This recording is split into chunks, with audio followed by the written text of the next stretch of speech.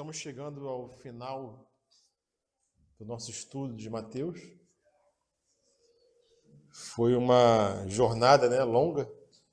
Tem sido uma jornada longa com os irmãos. O Senhor nos fez perseverar até o fim. Não sei se termina hoje ou na próxima reunião, mas nós vamos fazer depois um apanhado, um resumo de tudo que a gente viu. Porque isso não pode ser somente um estudo. Não pode ser só algo intelectual, informação que entra na nossa mente e não transforma a nossa vida. Não adianta a gente acabar um estudo e começar outro estudo. Estudo em cima de estudo. Deve haver uma realidade em nosso coração que nos transforma. E eu creio que ao longo desse período, irmãos, que ao longo desse período, os irmãos que participaram dessa caminhada puderam ver o Senhor um pouco mais. Puderam ser transformados. Porque eu tenho sido, transformado. Então, graças ao Senhor, porque a palavra dele não volta vazia, Nós estamos no final aqui, no capítulo 28 de Mateus, para nós vermos esse evento tremendo, que é a ressurreição do nosso Senhor. O nosso Senhor vive. Amém? Amém. Está sentado à destra do Pai. Na semana passada, nós vimos alguns fatos, na morte do nosso Senhor. Coisas tremendas aconteceram naquele momento que o Senhor estava dando a vida por toda a humanidade. A vida dele, o preço que ele pagou é um preço que é capaz de salvar todos os homens que chegam até ele em fé, crendo na sua obra. Não há ninguém que fique de fora se crê no Senhor. Isso é graça. Isso tudo só é possível por causa da morte do Senhor. E nesse momento, irmãos, em que todos os discípulos abandonaram o Senhor, porque tinham medo do que poderia acontecer com eles, ao contrário do que a irmã leu lá em Filipenses, quando as algemas de Paulo estimulavam os irmãos. Nessa ocasião aqui, o sofrimento de Cristo, a cruz de Cristo, afastou muitos discípulos, ou quase todos os discípulos, Mas alguns, irmãos, foram fiéis e tiveram intrepidez de permanecer ali, como aquelas irmãs que permaneceram ao pé da cruz. Como José de Arimateia e Nicodemos, que ao longo de todo o ministério do Senhor eles se esconderam. Eles criam no Senhor, mas não confessavam o Senhor publicamente, como fala lá em João, Porque eles tinham receio dos judeus, porque eles tinham posição, eles tinham bens, e não queriam ser expulsos do Sinédrio. Então eles caminharam ali, seguindo o Senhor. Lembra de Nicodemos? Quando foi ter com o Senhor à noite, escondido, com medo dos judeus? Então o Senhor tinha outros discípulos que seguiam ele, só que de forma oculta, irmãos. Então aqui nessa ocasião, no capítulo 27, versículo 57, aparece um homem rico, que é José de Arimateia. E a gente viu a importância do que José de Arimateia fez. Ele tinha um sepulcro novo, que ninguém tinha sido ainda sepultado, e ele vai até Pilatos, com intrepidez, como fala Marcos, capítulo 15, e pede a Pilatos o corpo do Senhor. Os irmãos conseguem ver o interessante disso? Porque algo aconteceu, não sei o que foi que aconteceu com José de Arimateia, não sei se foi o centurião falar que verdadeiramente esse é o Filho de Deus, não sei se foi as trevas que tomaram aquela ocasião do meio-dia às 3 da tarde, eu não sei se foi o terremoto, mas alguma coisa aconteceu que o medo de José de Arimateia foi por terra. E ele, com intrepidez, foi até Pilatos e pediu o corpo do Senhor. Não tinha mais medo de nada. O que aconteceu? A morte do Senhor. Ele viu aquela morte do Senhor como algo diferente, assim como o centurião viu. Verdadeiramente, esse é o Filho de Deus. E ele que já cria no Senhor, mas em oculto, parece que aquilo foi jogado por terra, irmãos. E ele, ousadamente, não ligando mais para cargo, para posição, foi lá e tomou o corpo do nosso Senhor. E olha a importância do que ele fez, como nós falamos na última reunião. A profecia diz que o corpo do Senhor não veria corrupção. E a providência de Deus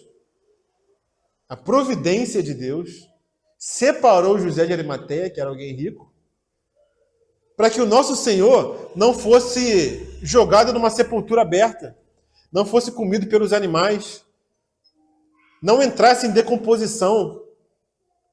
Porque em João fala que José de Arimateia e Nicodemos tinham bálsamo e embalsamaram o corpo do nosso Senhor e colocaram no sepulcro em que ninguém tinha sido enterrado, somente o Senhor. Então olha o Senhor com a sua providência encaminhando todas as coisas. E por que tinha que ser um sepulcro novo? Que ninguém nunca tinha sido sepultado ainda.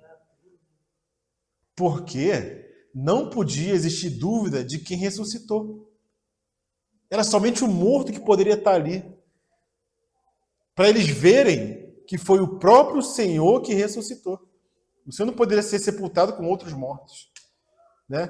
E o interessante, um outro fato interessante, né? Que fala assim no capítulo 28, né? Vamos ler aqui o capítulo 28, versículo 1 até o 10.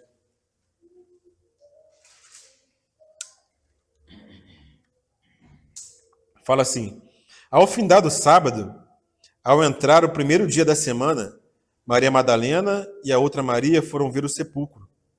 E eis que houve um grande terremoto, porque um anjo do Senhor desceu do céu. Chegou-se, removeu a pedra e assentou-se sobre ela. O seu aspecto era como um relâmpago, e a sua veste alva como a neve. E os guardas tremeram espavoridos, e ficaram como se estivessem mortos. Mas o anjo, dirigindo-se às mulheres, disse: não temais, porque sei que buscais Jesus que foi crucificado. E um dos versículos que eu acho mais lindos: ele não está aqui, ressuscitou, como tinha dito. Vinde ver onde ele jazia. E depois, depressa, e dizei aos seus discípulos que ele ressuscitou dos mortos e vai adiante de vós para a Galiléia. Ali o vereis. É como vos digo. Retirando-se elas apressadamente do sepulcro, tomadas de medo e grande alegria, correram a anunciá-lo aos discípulos. E eis que Jesus veio ao encontro delas e disse: salve! E elas, aproximando-se, abraçaram-lhe os pés e o adoraram. Então Jesus lhes disse: não temais, ide avisar a meus irmãos que se dirijam a Galiléia e lá me verão. Irmãos, essa passagem aqui, ela deve nos transformar assim como transformou o José de Arimateia. O nosso Senhor, como falou o anjo, esse servo aqui, ele não está aqui. Ele ressuscitou. Se ele ressuscitou, irmãos, isso é prova para nós de que um dia também nós iremos ressuscitar. E isso deve transformar o nosso coração, deve transformar a nossa mente. Eu queria tocar em alguns fatos interessantes aqui, porque diz que no versículo 2 que houve um grande terremoto, porque um anjo do Senhor desceu do céu, chegou-se, removeu a pedra e assentou-se sobre ela. Por que os irmãos acham que o anjo ele removeu a pedra? Por que a pedra foi removida? Isso, estava lacrado. E o anjo foi lá e removeu. Por que ele removeu? Na verdade, a irmã Arlene botou um negócio aqui interessante. Para que as irmãs pudessem entrar e ver que ele não estava lá. Para que as irmãs pudessem ver que ele ressuscitou. Né? Na verdade, o nosso Senhor, depois que ressuscitou, ele ressuscitou em corpo glorificado. E não necessitaria da pedra ser removida para ele poder sair do sepulcro. Porque lembra daquele episódio em que os discípulos estavam reunidos numa casa e o Senhor apareceu ali do nada, com a porta fechada, tudo fechado. porque eles estavam com medo da perseguição, e o Senhor passou entre a parede, não necessitou da porta ser aberta. Então o anjo removeu a pedra, não para que o nosso Senhor saísse, mas para que aqueles que estavam de fora pudessem testemunhar que o Senhor não estava mais ali, que ele tinha ressuscitado. Porque quando aqueles discípulos entram ali, o que eles veem ali dentro? Eles só vê os panos em que o Senhor tinha sido enrolado ali. Então o anjo tirou a pedra para que houvesse um testemunho da ressurreição do nosso Senhor. E como a irmã falou, a pedra estava lacrada. Era um selo do governador Pilatos que estava sobre a pedra e ninguém poderia remover. Não só por causa do peso, porque a pedra tinha algumas toneladas, tinham que ser vários homens para remover aquela pedra, mas porque se alguém removesse com o selo, seria morto, irmão. Ninguém poderia fazer aquilo. E aquela história que inventaram, de que os soldados dormiram, os discípulos foram lá e removeram a pedra, irmãos, isso é uma falácia tão grande, porque quem estava guardando aquele lugar era uma guarda romana, irmãos. A guarda mais treinada que tinha. Ninguém era palho para uma escolta romana, irmão. E se os discípulos fugiram quando o Senhor foi preso pelos soldados do templo, então a gente acha que eles iam enfrentar os guardas romanos, irmão? Nunca, eles estavam tremendo de medo, estavam escondidos. Então, mais um fato que diz que o que os judeus inventaram é uma falácia. A gente viu aqui na semana passada que os guardas foram subornados para inventar essa história. E até os dias de hoje, os judeus creem nessa história. Que os discípulos foram lá, corajosos, os discípulos corajosos, foram lá, removeram a pedra e tiraram o corpo do Senhor de lá. Voltando aqui para Mateus 28, nós vemos que o Senhor ele cumpriu, irmãos, várias profecias. E cumpriu as profecias em detalhes. Se nós formos ver aqui em Salmo 49, fala da ressurreição do nosso Senhor. Salmo 49, 15.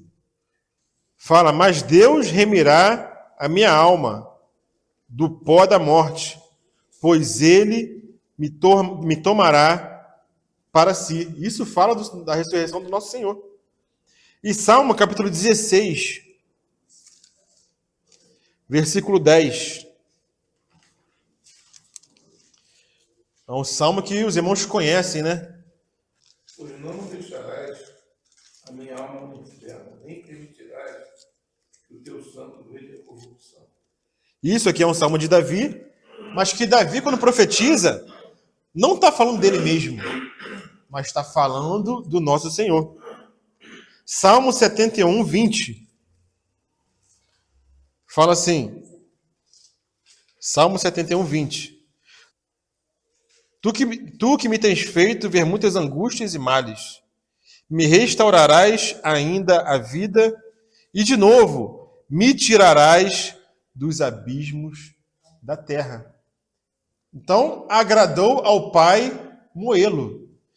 É o que fala o versículo. Tu que me tens feito ver muitas angústias e males. Ao Pai agradou moê-lo. Mas ele tinha a promessa do Pai. Não deixarás a minha alma na morte, nem permitirás que o teu santo veja a corrupção. Então o nosso Senhor cumpriu isso e é testemunhado lá em Atos, capítulo 2, quando Pedro fala, aquele discurso dele, né? Atos, capítulo 2, versículo 24. Vamos ler aqui a partir do 23, né? Atos 2, 23. É o discurso de Pedro, que fala assim: sendo este, Jesus, entregue pelo determinado desígnio e presciência de Deus, vós o matastes, crucificando-o por mãos de iníquos, ao qual, porém, Deus ressuscitou, rompendo os grilhões da morte, porquanto não era possível fosse ele retido por ela. Então, Pedro aqui já testemunhando da ressurreição do nosso Senhor. Irmãos, nós vimos ao longo aqui dos nossos estudos aqui, esse finalzinho da ressurreição do nosso Senhor, que não tem como, pelas evidências, pelos fatos, o nosso Senhor não ser o Messias. Se Jesus não é o Messias, irmãos, não há Messias. Porque quem cumpriu pelo menos 2 ou 3 profecias que falavam a respeito do Messias? Quem foi que cumpriu, irmãos? Ninguém. Pode procurar na história, pode procurar as personalidades na história. Quem cumpriu as profecias que foram feitas 1.500 anos atrás da morte do nosso Senhor? Né? Se fôssemos contar de hoje, há 3.000 anos atrás, há 3.500 anos atrás. Encontre alguém na história, irmãos, que tenha cumprido 2, 3 profecias. Se você achar, isso já foi algo estupendo.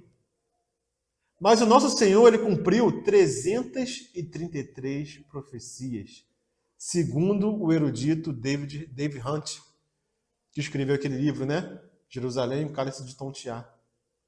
Ele fala que o Senhor cumpriu 333 profecias. Então, quando você for conversar com um ateu, com aquela pessoa que não crê em Deus, que duvida que Jesus é o Messias,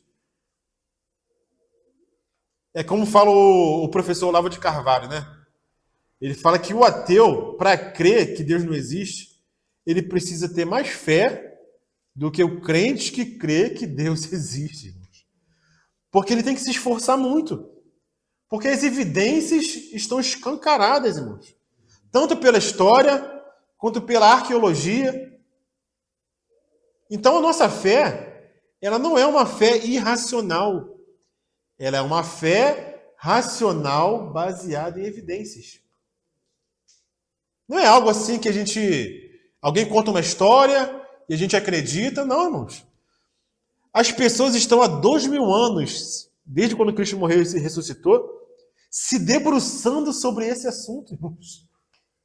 E todas as evidências apontam que o nosso Senhor existiu, padeceu, morreu morte de cruz e ressuscitou. Flávio Joséfo, os irmãos conhecem Flávio Joséfo? Aquele historiador do primeiro século, né? Ele fala o seguinte: Flávio Joséfo, ele não era cristão, um historiador judeu que servia lá os romanos, né?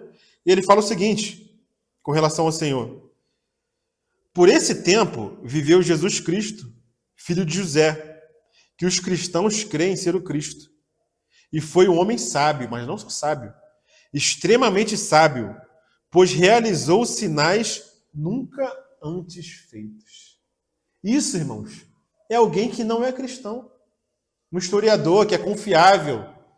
Os escritos dele estão aí, irmãos, falando do que aconteceu naquela época. E nós temos o testemunho, irmãos, de muitos irmãos na história. Não sei se os irmãos viram aquele filme que eu coloquei para os irmãos verem lá no grupo, Em Defesa de Cristo.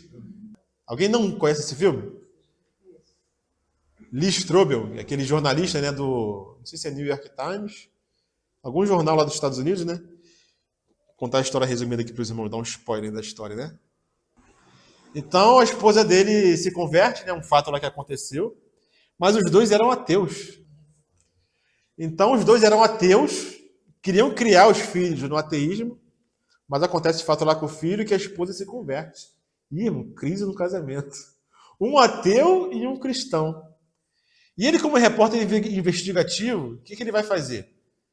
Ele foi investigar se o fato do nosso Senhor, se o nosso Senhor existiu mesmo, se tudo que conta nos evangelhos é verdade.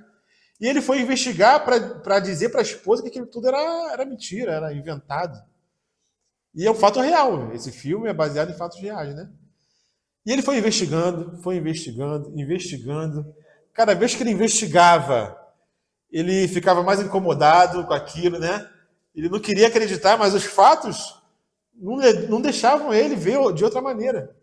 E no final, o que acontece? Ele acaba se convertendo. E ele fez uma investigação séria, irmãos. Ele estava tentando provar que Deus não existia. Ele estava tentando provar que Deus não existia. E não só que Deus não existe, mas que Jesus era uma coisa inventada, entendeu? E acabou que ele se converteu. E uma coisa interessante é que o nosso Deus, ele também tem senso de humor, sabia? Não sei se vocês já perceberam o senso de humor do nosso Deus. Mas ele gosta de converter essas pessoas. Esses ateus, né? C.S. Lewis, que escreveu Crônicas de Nárnia, ele também era ateu. Ateu convicto, né? Sim, C.S. Lewis, Crônicas de Nárnia. Amigo daquele que escreveu O Senhor dos Anéis. Qual é o nome dele? Esqueci o nome dele agora, fugiu. E olha que eu gosto de Senhor dos Anéis, eu esqueci o autor. Tolkien. R.R. Tolkien. Então eles eram amigos, Tolkien era cristão já, né? E C.S. Lewis, eles eram professores universitários. E nas conversas deles ali, o Tolkien querendo convencer C.S. Lewis, e acaba que C.S. Lewis se converte. E se torna um instrumento nas mãos do Senhor. Um ateu. Né? Então o Senhor tem dessas coisas, né? E glórias ao Senhor. Então, irmãos, o nosso Senhor, ele verdadeiramente ressuscitou. E não é uma questão de esforço de fé. Porque a fé cristã, ela é racional e não é irracional. Nós vimos os detalhes do cumprimento das profecias. O que acontecia, irmãos? O nosso Senhor estava profetizado que ele morreria morte de cruz. Que as mãos dele e os pés seriam traspassados. Capítulo 22 de Salmos. Quem escreveu o capítulo 22 de Salmos? Vamos abrir aqui, só para a gente ter o testemunho aqui, né? 22 de Salmos. Quem foi que escreveu o capítulo 22 de Salmos? Davi, Salmo de Davi. E olha o que Davi fala no versículo 16. Cães me cercaram, uma súcia de malfeitores me rodeiam, traspassaram-me as mãos e os pés. Todos nós sabemos que Davi não foi perfurado nas mãos nem nos pés. Não existe registro histórico, nem bíblico, de que Davi tenha tido as suas mãos furadas nem os pés traspassados. De que Davi está falando aqui, irmãos? De Jesus. Então a profecia dizia, Davi profetizando sobre o Messias que viria, que as mãos e os pés do Senhor seriam traspassados.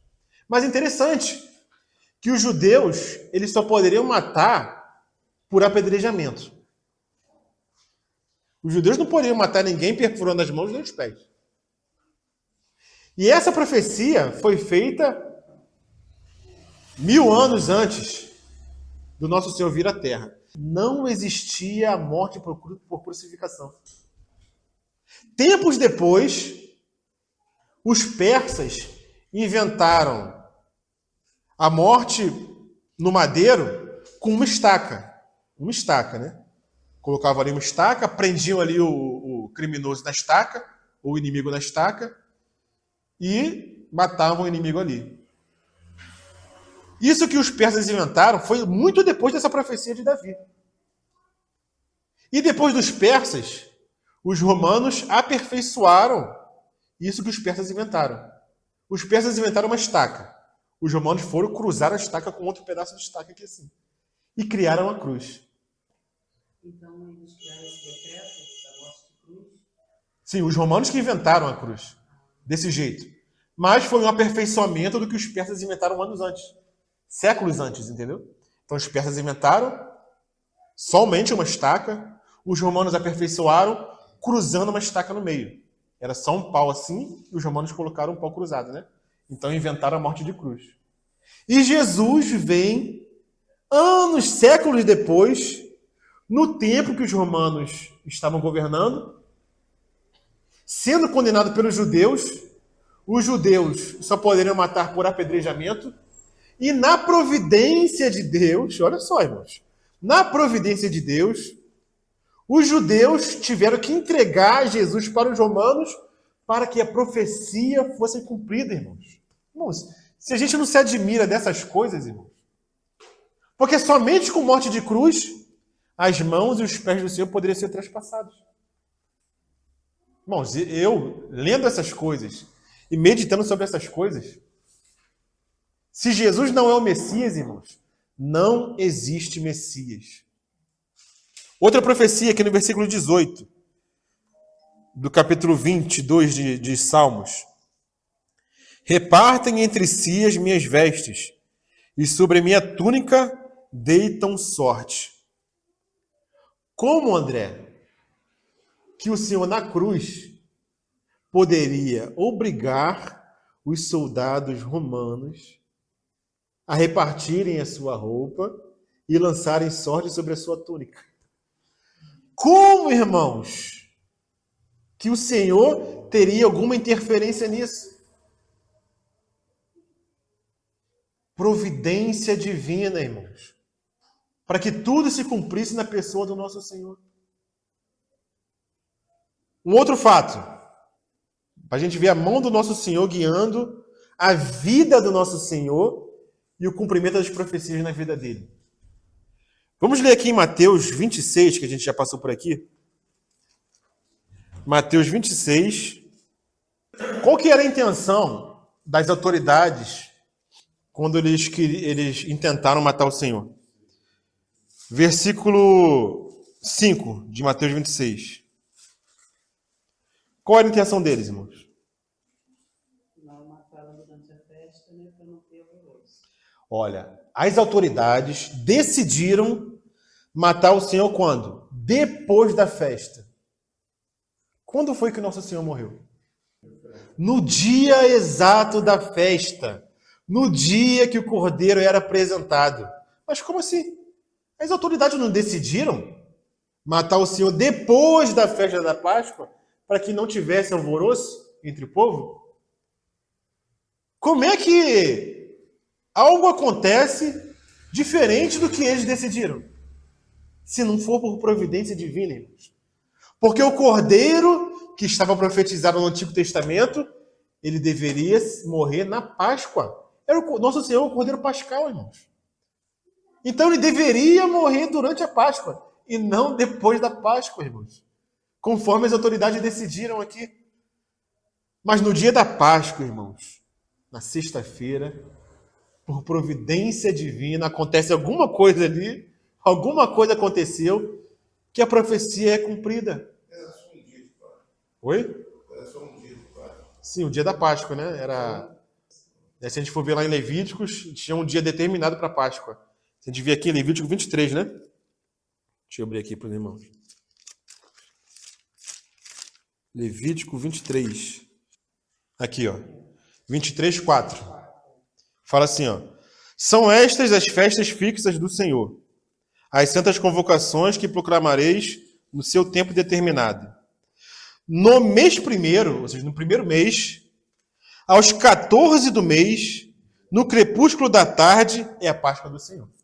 Então, no primeiro mês, no dia 14 do mês, era a Páscoa, era um dia. Entendeu? Que eles tinham que sacrificar ali o cordeiro. Então, nesse dia, o Senhor foi crucificado. Foi apresentado como cordeiro, entendeu? E eles queriam fazer isso depois da Páscoa. Então, irmãos, se Jesus não é o Messias, não há Messias. Então, a nossa fé, irmãos, é uma fé fundamentada. É uma fé que é uma fé porque nós não estávamos lá para ver, mas nós cremos e por isso nós somos bem-aventurados. Mas para fortalecer a nossa fé, nós temos a evidência. Não que nós precisemos da evidência, não é isso, irmãos. Não que nós precisemos da arqueologia, da história, nós não precisamos. Mas o Senhor é tão bondoso para que o mundo creia e para que o mundo não tenha desculpas depois, ele deixa os fatos históricos, né? Para que o homem, quando chegue diante do Senhor, não tenha desculpa de por que você não creu? Se a natureza fala de mim, né? Se existem os fatos históricos de tudo que aconteceu, então o homem é indesculpável. Voltando aqui para Mateus, finalizando aqui para os irmãos, né? Mateus capítulo 28, irmãos. Versículo 6. Ele não está aqui. Ele ressuscitou. Então, irmãos, que nós possamos declarar e ter toda a intrepidez, porque o verdadeiro amor lança fora todo o medo, irmãos. Alguém aqui tem medo da morte? Ou teme a morte? Nós não deveríamos temer a morte. Mas é mais difícil temer o processo. O processo da morte? Que te conduz a isso. Foi isso que afastou os discípulos do Senhor, sabia? Porque eles temiam a cruz. O sofrimento era a morte mais terrível que existia. Não existia morte mais terrível do que a cruz. Então, quando Jesus falava de cruz para os discípulos, eles ficavam temerosos. Toda vez que o Senhor falava de cruz, que ia sofrer, o Senhor tinha que falar, lá em João, quando ele fala no capítulo 14, né? O Senhor está falando da morte dele, do sofrimento, falando de cruz. E quando começa o capítulo 14, que Jesus fala? Capítulo 14 de João. Não se turbe o vosso coração. O Senhor acabou de falar da cruz. Ele percebeu que os discípulos ficaram temerosos. Então o Senhor tem que falar, não se turbe o vosso coração. Se nós somos seguidores do Senhor, nós também devemos levar o seu vitupério, irmãos. Quantos cristãos na história da igreja buscaram o martírio? Sabia que teve irmãos que buscou o martírio? Buscou o sofrimento? Irmãos? Porque eles contemplaram o Senhor de uma forma tal, aquelas verdades entraram de forma tal na pessoa, que eles queriam estar com o Senhor de qualquer maneira. E queriam sofrer pelo Senhor. Não foi isso que aconteceu com os discípulos, depois que o Senhor ressuscitou? Vamos ver aqui Pedro, em Atos, capítulo 10. Atos, capítulo 10. Vamos ver aqui Atos, capítulo 2, melhor. Atos 2, né? Para a gente remir o tempo. Vamos ver Atos, capítulo 2. Versículo 30. Pedro, o que fugiu, o que negou o Senhor, depois que o Senhor apareceu a ele, se revelou a ele, ele sai com intrepidez a pregar aos judeus, irmãos. Ele não estava mais se importando com os sacerdotes, com as autoridades. Por quê? Porque ele contemplou o Senhor ressurreto. Então ele pode falar aqui, ó, versículo 30. Sendo, pois, ele profeta, falando de Davi, né? E sabendo que Deus lhe havia prometido com juramento que do fruto dos seus lombos, segundo a carne, levantaria Cristo para o assentar sobre o seu trono, nessa previsão disse da ressurreição de Cristo, que a sua alma não foi deixada no inferno, nem a sua carne viu a corrupção. Deus ressuscitou a este Jesus, do que todos nós somos testemunhas, irmãos. Então, Pedro, agora, com intrepidez, ele prega esse evangelho, por quê? Porque a pedra foi removida para que todos testemunhassem que Jesus ressuscitou, irmãos. E se Jesus ressuscitou, não devemos nós temer a morte, irmãos. Pelo contrário, a gente vê muitos irmãos hoje buscando várias maneiras, gastando energia, gastando dinheiro, gastando recursos, procurando prolongar a vida nessa terra. Eu não sei se os irmãos têm percebido isso aí. As academias lotadas, irmãos. Várias dicas de alimentação saudável, alimentação daquilo, e cirurgias daquilo outro, buscando o quê? Fugir da morte, prolongar a vida. Não que nós não devamos cuidar da nossa saúde. Uma coisa é cuidar da saúde. Outra coisa é a saúde virar um ídolo, irmãos. É totalmente diferente. A gente tem visto essa questão de corpo, de vida saudável, virar um ídolo, irmãos. Por quê? Porque ninguém quer morrer. Quem é que quer morrer, irmãos? A gente vê ali a coisa caminhando de forma exagerada. Por quê? Porque as pessoas têm medo da morte. Nós não devemos ser assim, irmãos. Porque o nosso Senhor ressuscitou. E o que Paulo fala em 1 Coríntios, capítulo 15? 1 Coríntios, capítulo 15. Vamos ler aqui mais alguns versículos e vamos encerrar, né? 1 Coríntios 15, versículo 40.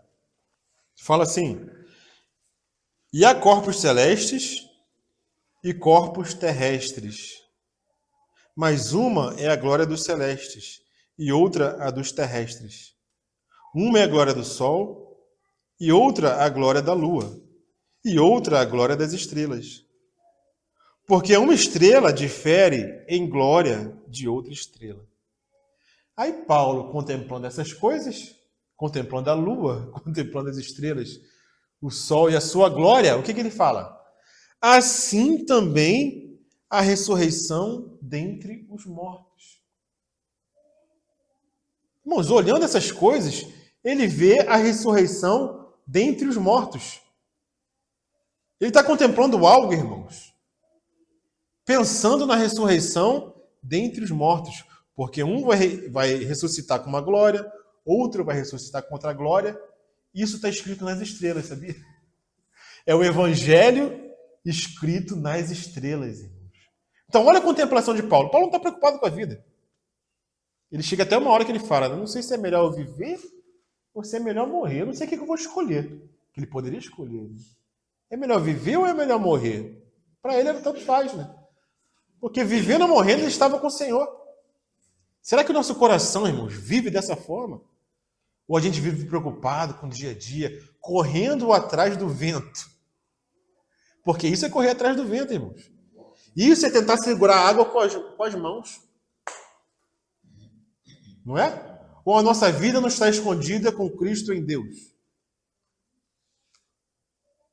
Que nós sejamos ganhos, assim como José de Arimateia foi ganho. Assim como os discípulos foram ganhos pelo Senhor e saíram com intrepidez pelo mundo. Qual dos discípulos não foi perseguido ou não sofreu martírio? Todos. Mateus, Tomé, Pedro, João tentaram matar ele, mergulhando ele, diz a história, né, no caldeirão de óleo fervente, mas ele não morreu. Foi preso em Patmos, escreveu o Apocalipse, depois escreveu o Evangelho de João. Que nós possamos ter esse coração, irmãos, de também padecer pelo nosso Senhor. Então, o fato da ressurreição deve dissipar todo medo, toda a desesperança. Se nós queremos viver, irmãos, que seja por um motivo. Se nós queremos viver ainda nessa terra aqui, né? Que seja por um único motivo. Cooperar para que o reino do Senhor avance. Edificar a vida dos irmãos. Lá em João, capítulo 11, versículo 25, fala assim. Alguém pode ler em voz alta aí? Malvino, aquela voz grave. Disse de Jesus: eu sou a ressurreição e a vida. Quem crê em mim, ainda que esteja morto, viverá. Amém. Amém, irmãos? Amém. Eu sou a ressurreição e a vida. Aquele que crê em mim, ainda que morra, viverá. Irmãos, não temamos a morte, irmãos. O que vai acontecer depois da morte? Essa é pergunta de muitos, né? O que vai acontecer depois da morte? Não sei, o pessoal vive desesperado, irmão. Não sabe o que vai acontecer depois da morte. E tem gente que diz que para apaziguar a consciência, não, a vida é só aqui, irmãos. Acabou aqui, acabou, não existe vida após a morte, né? E todo aquele que vive e crê em mim, nunca irá morrer. Crês tu? Nunca irá morrer eternamente, né? Tem versões que falam assim, né? Crês tu? Ele pergunta se você crê. Você crê, André? Amém? Você crê? Você crê, Fabiano? Amém? Essa é a nossa fé, irmãos. Essa é a nossa esperança. Fala, Nélio. Se Cristo não ressuscitou, é a nossa fé. É a nossa fé. Eu não quero, ele está provando a fé, né? Amém. Como é que eu crio? Amém. Por quê? A palavra não pegou. Porque ele ressuscitou. Ele ressuscitou. Amém. Amém. 1 Coríntios capítulo 6. Versículo 14. Fala assim: por seu poder, Deus ressuscitou o Senhor. E como continua? E também nos ressuscitará. Irmãos, não fica preocupado. Irmãos. Fica tranquilo. você ressuscitará. E Apocalipse, capítulo 20, versículo 6, para finalizar. Apocalipse 26. Isso, Apocalipse capítulo 20, versículo 6. Bem-aventurados e santos os que participam da primeira ressurreição. A segunda morte não tem poder sobre eles. Serão sacerdotes de Deus e de Cristo e reinarão com ele durante 1000 anos. Amém, irmãos? Amém. Felizes são os que participam da primeira ressurreição. Isso é um fato, irmãos. A ressurreição do nosso Senhor é um fato. A nossa fé está baseada na morte e na ressurreição do nosso Senhor. Nós temos que crer na cruz de Cristo, mas também na ressurreição e na ascensão do nosso Senhor. Esse é o fundamento da nossa fé. Nós somos cristãos por causa disso, irmãos. Como o irmão falou, se Cristo nos ressuscitou, é vã a nossa fé. Mas a nossa fé, ela não é vã. Ela é mais preciosa do que ouro apurado pelo fogo. Então, irmãos, que nessa noite nós possamos sair daqui com intrepidez. Aconteça o que acontecer, nós somos do nosso Senhor. Que nós possamos proclamar essa verdade, irmãos, em qualquer oportunidade que nós tivermos. Porque se o Senhor ressuscitou, nós também seremos ressuscitados. Que o Senhor volte antes da nossa morte, né? Para que nós não passemos pela morte e sejamos arrebatados. Mas se tivermos que passar, também é glória. E que até lá nós possamos juntar o nosso tesouro no céu, né? Ouro, prata e pedras preciosas. E que o Senhor nos ajude. Amém? Senhor, nós te glorificamos, te exaltamos pela tua palavra, porque tua palavra nos dá esperança, tua palavra nos dá paz, Senhor Deus. Porque se o poder de Deus te ressuscitou, Senhor, por esse mesmo poder, nós seremos ressuscitados, Senhor Deus. Essa é a nossa esperança. A beleza da ressurreição do nosso Senhor, que foi testemunhada, irmão, Senhor, pelos apóstolos, por aquelas irmãs, por muitos irmãos naquela época, Senhor Deus. E eles deram a vida por essa verdade. Que nós possamos também, Senhor, dar a vida pelo Senhor, se for necessário, Senhor. Nos ajude, nos guarde, Senhor Deus. Guarde essa palavra no nosso coração e que ela possa frutificar, Senhor Deus, em nós. Em nome de Jesus, Senhor. Amém.